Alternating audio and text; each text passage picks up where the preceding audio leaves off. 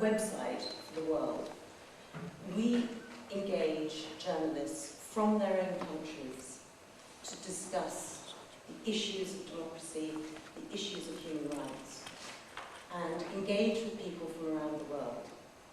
As a result, I find today one of the most talking to journalists who have faced debates, talking about and talking to journalists who have faced censorship and personal victim status. And I know that we'll be discussing some of the issues that Ethiopia now faces. I'm sure we'll all agree that it is a human right to both speak and to write and to express one's views. And so I'm very pleased to have two journalists from Ethiopia and also many others in the audience who I hope will be able to share their views with us. And what I'd like to say to our Ethiopian friends is I am Amise Genalu. Thank you very much for being here. May I then hand over. Most honored as colleagues in the profession, ladies and gentlemen. I feel extremely honored and privileged being invited to address the most respected British citizens, most distinguished people fighting for human rights, equality, and freedom, members of the human rights organizations, as well as my fellow Ethiopian and African brothers on this historical platform about the plight of my country's suppressed people under the yoke of a brutal and dictatorial regime, about those suffering in jail, about my fellow journalists who have been arrested and thrown to dungeon, those in hiding within the country, those who have escaped persecution but suffering in exile in the neighboring countries. Ladies and gentlemen, I did not bring you gold, diamond, or precious presents from Uganda, where I am exiled. I haven't brought you good things. I did not come to collect charity money. I am not here to tell you jokes or acts as a standing comedian. I did not come to advertise the beauty of my country to entrap tourists. I came to you, to the forces of democracy and justice, to the advocates of human rights, to campaigners for freedom of the press, to friends that stood up for development of my country, Ethiopia, and Africa in general, with a particular mission. I came to voice for the voiceless and those innocent people locked up in the dark dungeons, incarcerated fellow journalists by the brutal and fascist regimes with the cruelty of the highest magnitude. I came to cry on behalf of my colleagues, the pregnant journalist, Sir Khaled Fassi, who have been forced to give birth to a baby boy in captivity, in conditions worse than a pig sty, for he remained to this day in that condition without proper medication or hygiene for the newborn. I came to seek justice for the 21 members of the Free Press whose offices have been ransacked and closed down brutally, their properties confiscated illegally, abused and beaten up every hour and every minute in jail. I am here among you to seek assistance for the abandoned, without breadwinners families of the locked up, in hiding and exiled members of the Free Press. I traveled all the way from Uganda, where I am exiled, on behalf of those journalists who fled to the various neighboring countries to escape from the brutality of TPLF regime and export themselves to starvation, homelessness, and on top of that, hunted down by the brutal regime's killing squad and assassins that have followed them abroad and are giving them hard time. I appeal to you to initiate the start of a life-saving campaign to rescue those colleagues whose lives are in danger in exile. I came to draw the attention of the entire world to the plight of the opposition leaders, human rights activists, members of the civic and professional association, members of the NGO, and hundreds of thousands of civilians who have been arrested, jailed, and charged with the treason and genocide for no reason other than struggling peacefully for freedom, equality, and justice.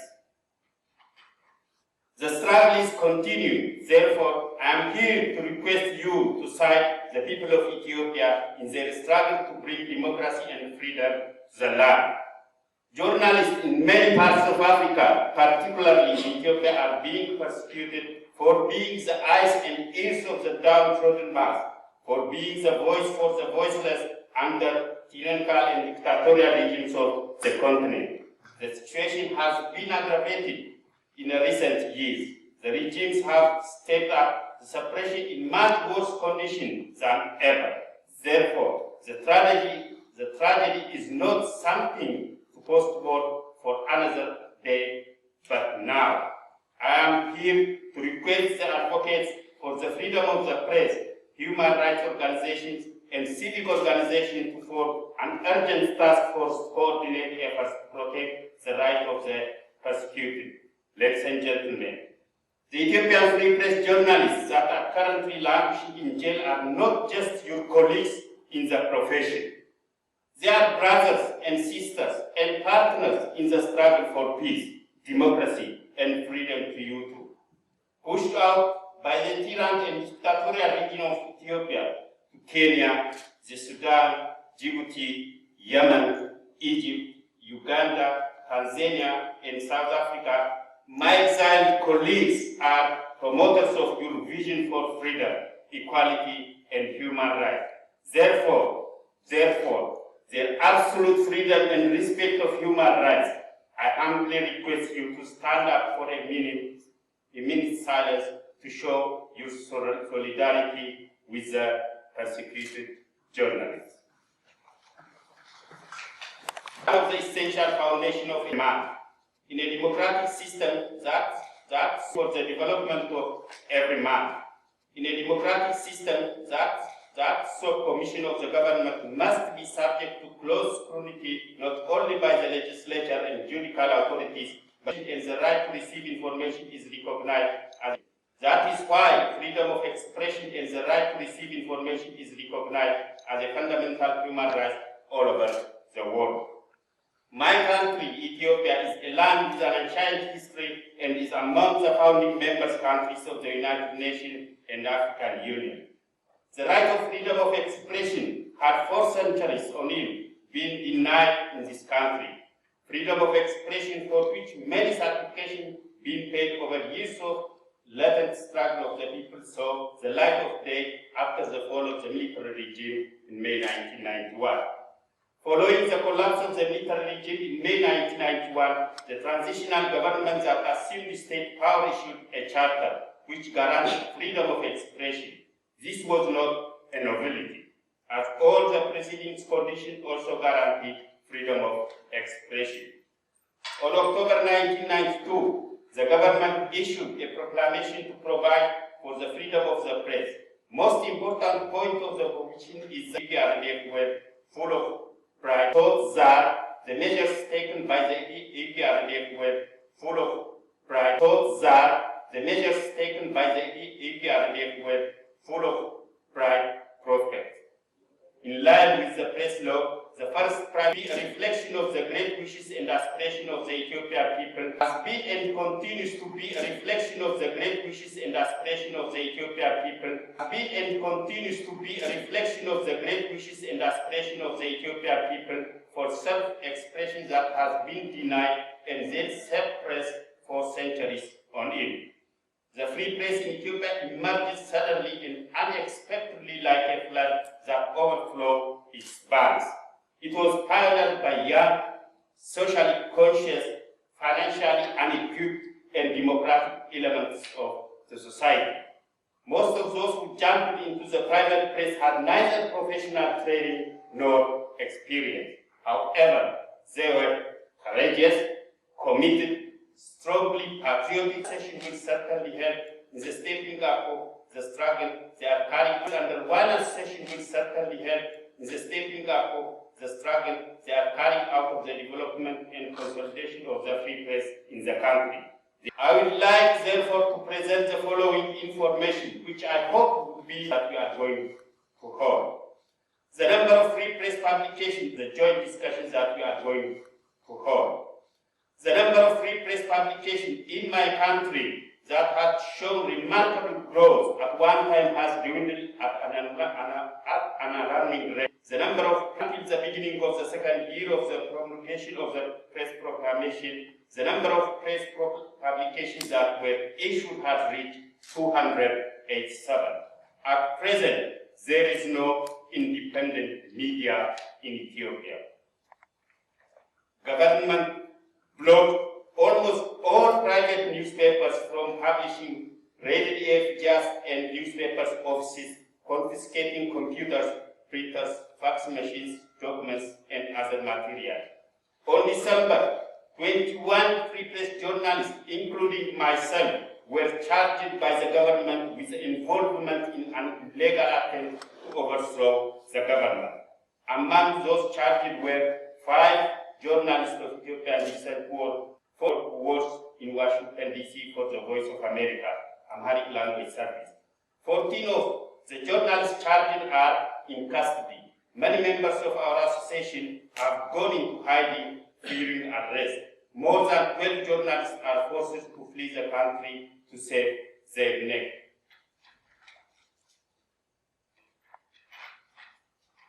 Ladies and gentlemen, the ruling dictatorial party led by Meles Zenawi chooses to suppress the media by charging journalists with outlets, crimes, and outmoded law, by pressuring individuals' media outlets, including foreign media organizations, by issuing a so-called hit list of journalists and other accused of treason, and finally, by seeking to prosecute at least 16 journalists for the conspiracy to undermine the government. The result of these heavy-handed and short-sighted actions have greatly weakened private media, causing a number of journalists to flee the country or retreat into hiding for a fear of being arrested. At present, the independent media has been abolished by the order of the ruling party, and the state police continue to hunt for the journalists. Journalists are all on the run, hiding or on their way to neighboring countries. Among the detained journalists, as I indicated earlier, Sarkalem Fasil, who was pregnant when she was arrested and subsequently gave birth in prison, is suffering with health problems.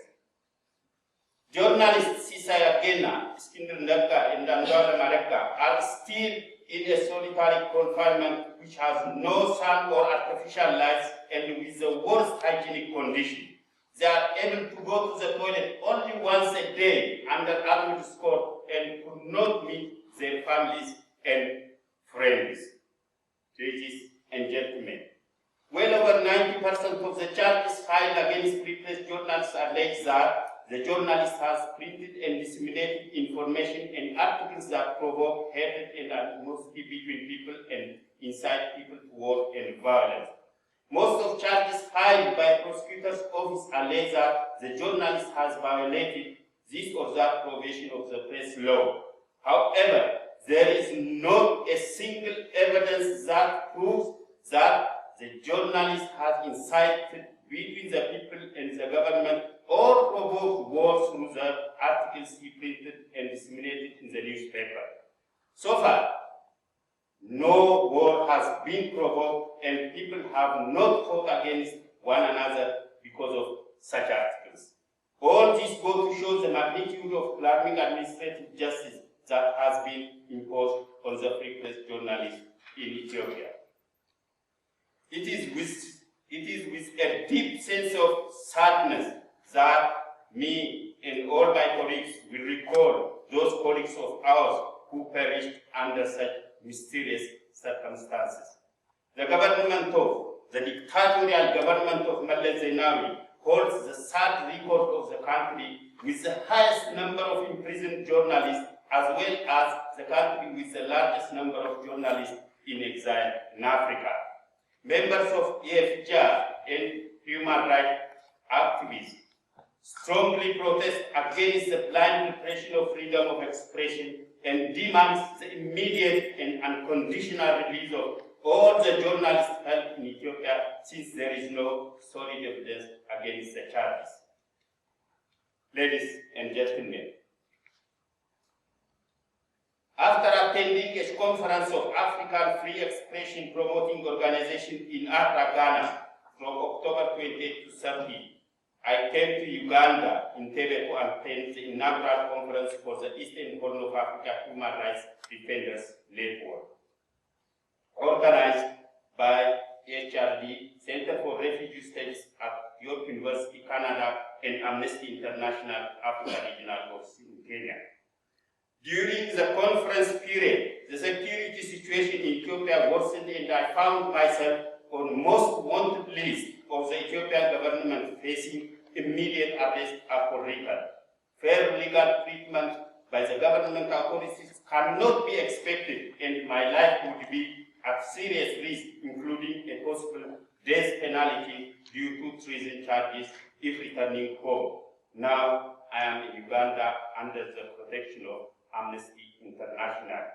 I will take this opportunity to thank Amnesty International for saving my life. Ladies and gentlemen, I would like to make few references to the following experience that I have undergone in the process of carrying out my activities as a free press journalist.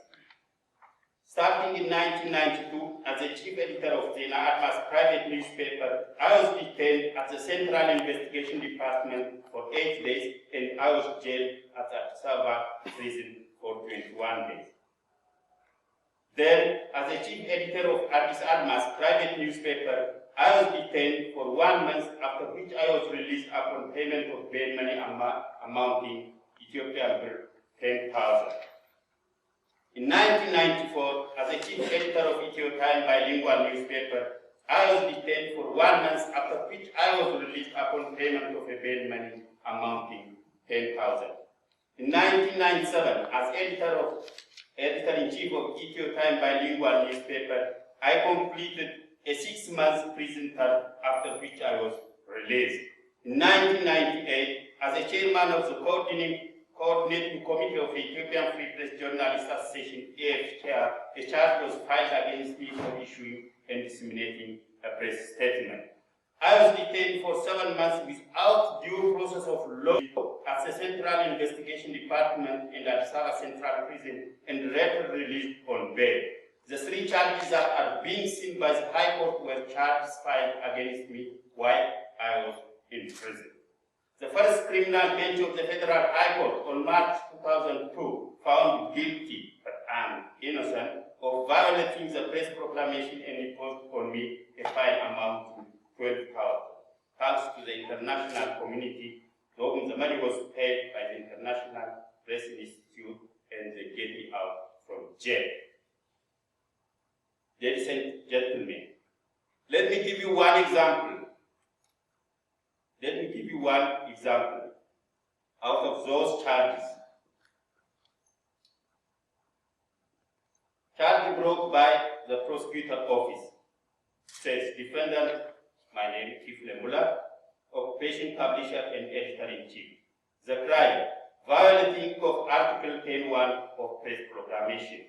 Details of the offense. I kindly request you to follow, to give you is for this part of my presentation.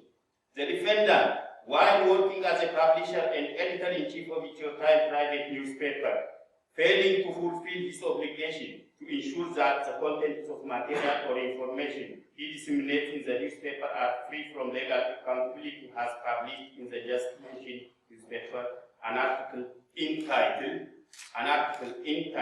I quote, the hell that existed under the dirt continues to exist under the present leadership. The only change is that, quote, the hell has continued to exist for more years. It is regrettable that the international community has failed to realize the dictatorial features of the Weyyanis. It is regrettable that the dictatorial party has taken the law into its own hands and that it has trampled upon justice. The article that was published under the above-mentioned title makes the following points. The Ethiopian people should not only make their voices heard and cry for their country, but should embark on an effective movement and struggle. We feel sorry. We feel sorry because the world community has failed to realize the dictatorial nature of the Weyyanis. We feel sorry because the ethnic federation imposed by the Weyyanis has. We live in love, peace, and hatred among the Ethiopian people who have lived in love, peace, and hatred among the Ethiopian people who have lived in love, peace, and harmony for centuries on end. We are sorry because law and justice exclusively serve suits of the single dictatorial group. We are sorry because the Weyyani authoritarian system has made a mockery of the freedom of speech, expression, and organization. The face of that government comes before foreigners, but the true face of that government comes to be known now. I wish and happy if that article will